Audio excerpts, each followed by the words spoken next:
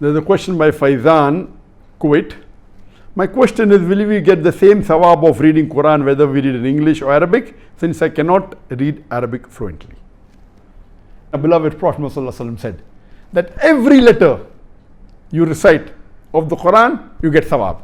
And Allah is not one letter, it is Alif is a letter, Lam is a letter, Ha is a letter, you get 10 hasnat, that is Sawaab. So for every letter you recite of the Quran, you get 10 blessings. As far as this blessing is concerned, surely it's only when you recite the Quran in Arabic, not when you read the translation.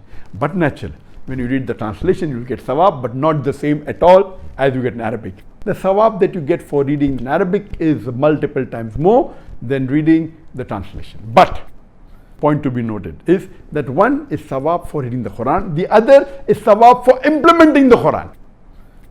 If you read Arabic and you don't understand Arabic, how can you implement on the message of the Quran? Whereas if you read in English or Urdu or Bangla, the language you understand the best, you may get a small percentage of Sawaab for reading it. But if you implement on the message, you will get multiple times more Sawaab.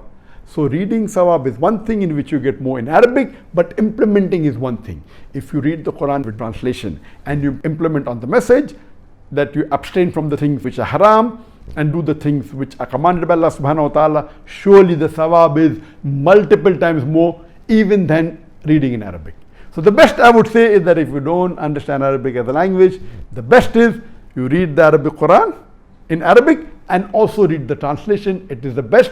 You're killing two birds with one stone, so that you get the Sawaab for reading also, and you also get the Sawaab for implementing the message of Allah subhanahu wa ta'ala.